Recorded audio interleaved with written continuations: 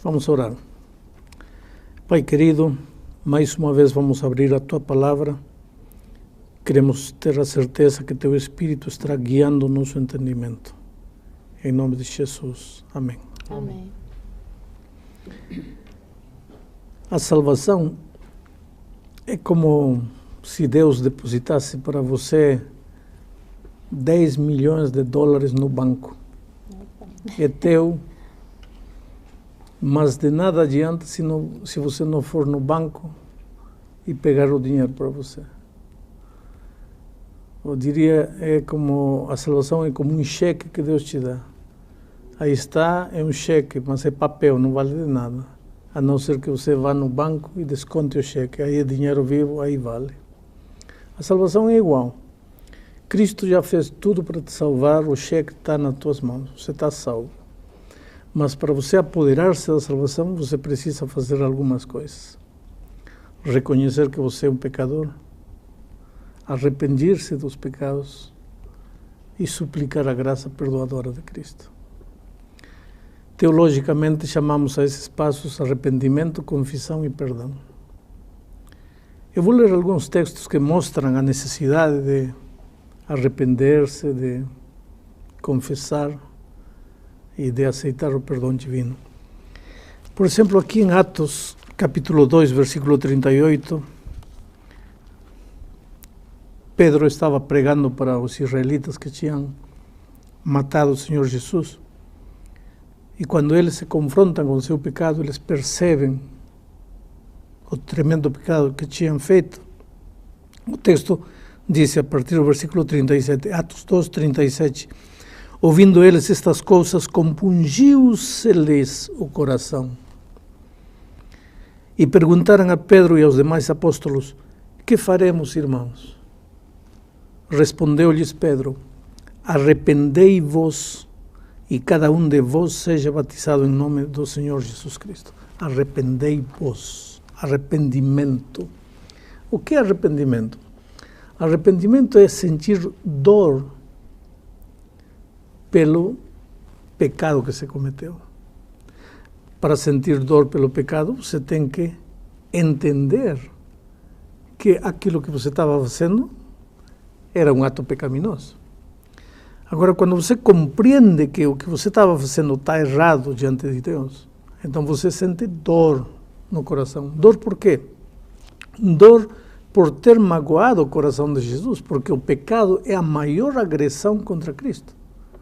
Você sente dor por ter magoado o coração de Jesus e, ao mesmo tempo, sente vontade de abandonar o pecado, vontade de mudar de rumo, vontade de escolher o caminho certo. Tem muita gente que confunde arrependimento com remorso. Remorso é dor e até desespero, porque vão me descobrir pelas consequências do meu erro. Por exemplo, vamos dizer que uma pessoa casada está com outra pessoa e alguém conhecido o vê. Aí ele fica com medo imediatamente e vai contar para minha esposa. Aí ele vai para casa e chora e ora e clama a Deus e diz, Senhor, estou arrependido, por favor, que aquela mulher que me viu não conte para minha esposa, porque senão meu casamento vai acabar. Senhor, por favor, eu estou arrependido, nunca mais, mas por favor, provoca amnésia naquela mulher para que não lembre, ou então deixa ela muda para que não fale. Isso não é arrependimento, porque você não está triste por ter magoado o coração de Jesus, nem tem vontade de se afastar dessa situação. Você apenas está com medo, até com desespero, porque agora vêm as consequências do pecado. Arrependimento não é remorso. Quando você está verdadeiramente arrependido, então vem o seguinte passo, que é a confissão. Você confessa seus pecados. Provérbios capítulo 28, versículo 13 diz, o que encobre as suas transgressões jamais prosperará, mas os que as confessa e deixa alcançará misericórdia. Confessar o pecado e abandonar o pecado. Mas tem mais um texto aqui em 1 de São João, capítulo 1, Versículo 9 diz: se confessarmos os nossos pecados, Jesus é fiel e justo para nos perdoar os pecados e nos purificar de toda maldade. Então, a graça de Cristo está a nosso dispor, a salvação é nossa, porque Cristo já pagou o preço, mas de nada vale se eu não me arrependo, se eu não reconheço que estou mal e se eu não confesso meu pecado. No momento em que eu confesso meu pecado, eu estou reconhecendo que magoei o coração de Jesus, que não quero mais essa vida, e nesse momento o Senhor me outorga o perdão. Pastor, uma pergunta. Eu vou tentar ir por partes, né, pela sequência dos acontecimentos que o senhor colocou aí para nós. O senhor mencionou que o pecado, ele causa, quando a gente sente dor, né, é porque a gente está verdadeiramente arrependido de um ato pecaminoso. Mas, pastor, digamos que eu cometi um pecado, eu sei que é errado o que eu fiz, eu gostaria de fazer diferente, mas eu ainda não estou sentindo dor. Você entende? Entendo. E o problema é o seguinte, veja, o arrependimento não é um produto humano. Não é porque você diz, quero me arrepender, que você vai se arrepender. Você nunca vai se arrepender. Por isso que tem muita gente que está vivendo em pecado, sabe que está vivendo em pecado, mas não sente essa dor. Essa dor é trabalho do Espírito Santo. Um dia chegou a mim um homem que disse assim, pastor, eu tenho 3 mulheres, minha esposa não sabe, sou membro de igreja, meus filhos não sabem, eu sei que estou errado, mas pastor, eu não sinto dor, eu acho que para mim já não tem salvação. O que devo fazer? Então eu falei para ele, faz o seguinte, se afasta de todo mundo, fica sozinho, ajoelhe-se e fale para Deus o seguinte, Senhor, eu estou aqui, não quero orar porque eu não tenho vontade de orar, eu estou aqui só porque o pastor mandou, mas estou aqui para te dizer o que eu disse para o pastor, estou em pecado, sei que estou errado, não sinto dor. Não sei o que vai acontecer, mas estou aqui, estou falando contigo e estou te contando isso, porque o pastor disse que eu tinha que fazer isso. Só que nesse momento, misteriosamente, vai acontecer algo. O Espírito de Deus vai começar a trabalhar. E esse homem que não sentia dor, de repente começa a sentir vergonha do que está fazendo. Essa dor, essa consciência do pecado, essa vontade de afastar-se do pecado é fruto do Espírito Santo. Então, para que o Espírito faça isso em teu coração, você tem que ir a Deus, mesmo não sentindo dor, mesmo não querendo, tem que se forçar a ir a Deus, para dizer, Senhor, estou aqui, mesmo não querendo. Aí o Espírito vai fazer o trabalho no teu coração. Pastor, continuando nessa linha de raciocínio, a pessoa ela tem dor, ela tem angústia, ela pede perdão pelos seus pecados, e porque pediu perdão, mudou de vida, ela foi perdoada. Mas mesmo depois disso, ela continua angustiada, ela não se perdoa, né, por alguma razão. E aí, algumas pessoas parecem até que ficam meio que loucas, né, pelas suas histórias do passado. Ela foi perdoada, mas a angústia continua. Como é que funciona isso? Na consciência, o peso na consciência. Um dia o Senhor Jesus encontrou um paralítico. 38 anos paralítico. E Jesus lhe disse, levanta-te, toma teu leito e anda. Se o paralítico tivesse dito, Senhor Jesus, tudo bem, eu quero me levantar, quero andar, mas eu não sinto que estou curado, eu me sinto paralítico, teria ficado paralítico o resto da vida. Aqui está um assunto que é preciso que vocês entendam. Vejam, cristianismo não é sentimento. Cristianismo é fé. E este é outro assunto do estudo de hoje. Fé. Cristianismo é fé, e fé é confiança. Não é sentimento.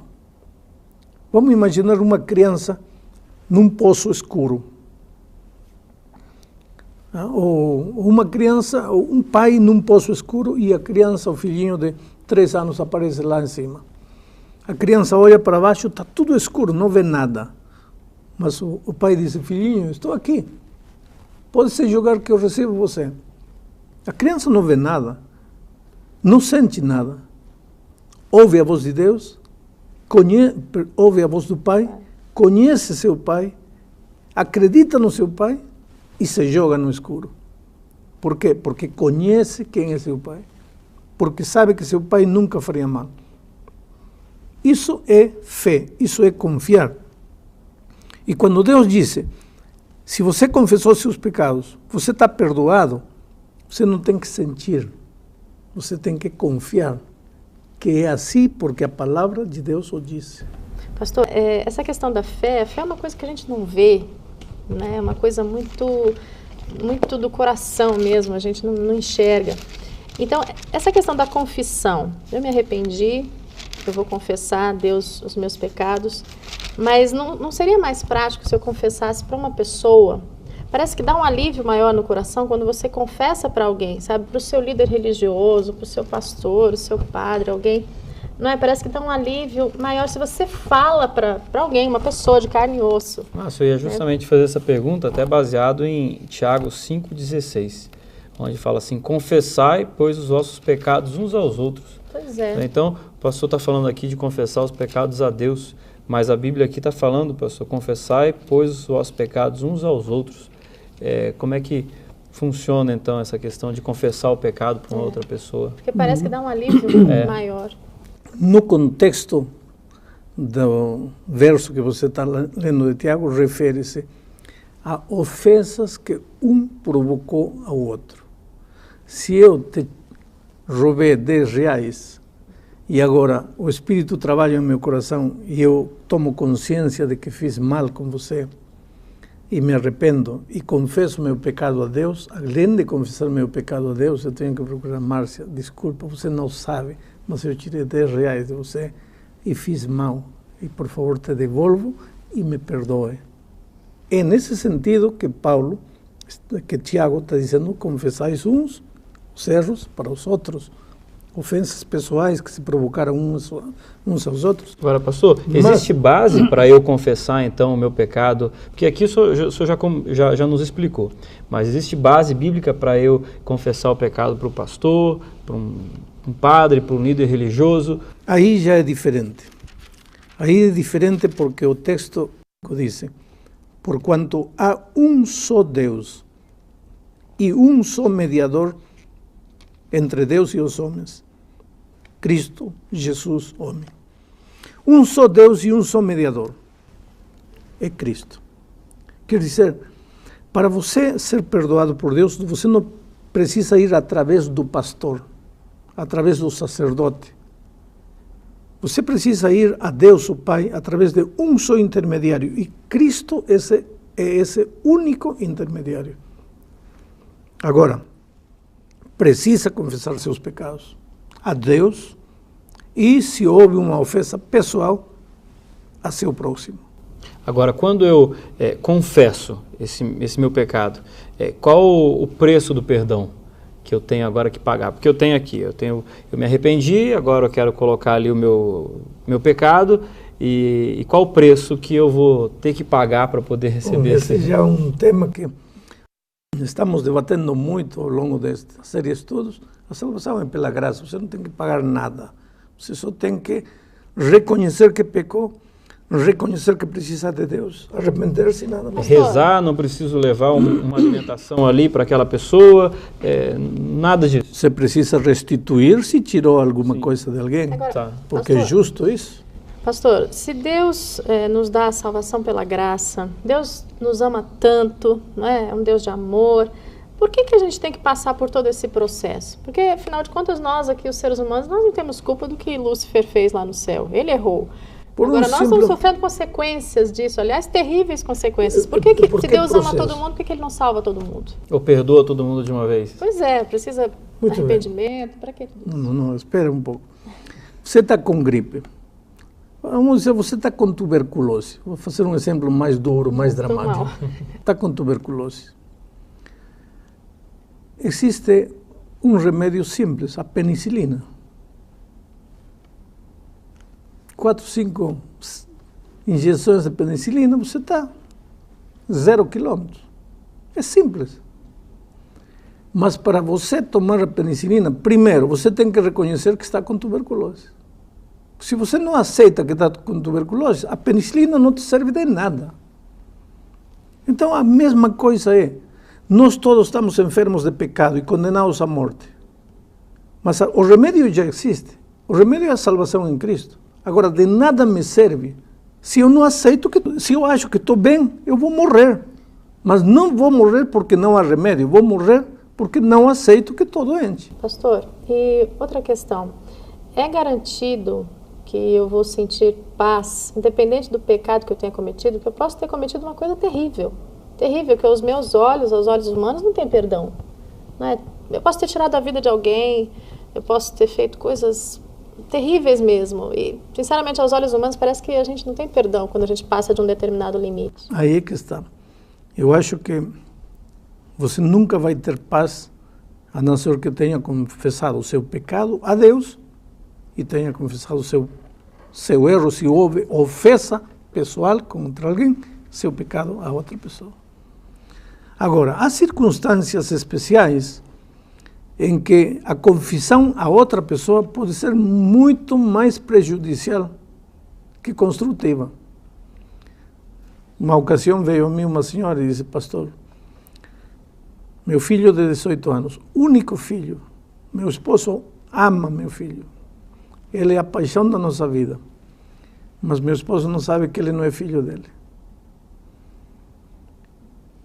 Devo confessar. Essa confissão aos homens vai ajudar ou vai destruir? Ela vai causar muita dor, né? Muito Tem que sofrimento. confessar a Deus e confiar e acreditar que isso vai ficar com Deus e ela. Mas pastor, eu estou durante o dia fazendo as minhas atividades, né? E chega à noite eu vou confessar os meus pecados.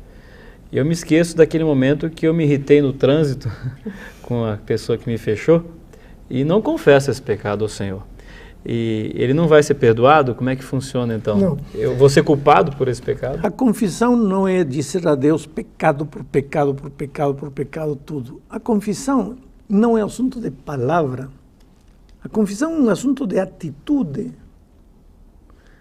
Não são as palavras que interessam, é a atitude de constrangimento, de arrependimento, de dor, que me leva a dizer: Senhor, eu errei, por favor me perdoe, não quero continuar sendo assim. É isso que conta para Deus. Agora, não que eu fiz algo e esqueci, e porque esqueci Deus não vai me perdoar. Não, não é assim. É a atitude que você tem de reconhecer que está errado e que precisa mudar de O senhor vida. está querendo dizer, então, assim, Deus realmente ele sabe de tudo, não é? Lógico. Por mais que eu esqueça de confessar alguma coisa, mas o meu sentimento de arrependimento como um todo, né, com relação ao desejo de manter uma conduta cristã correta, é suficiente.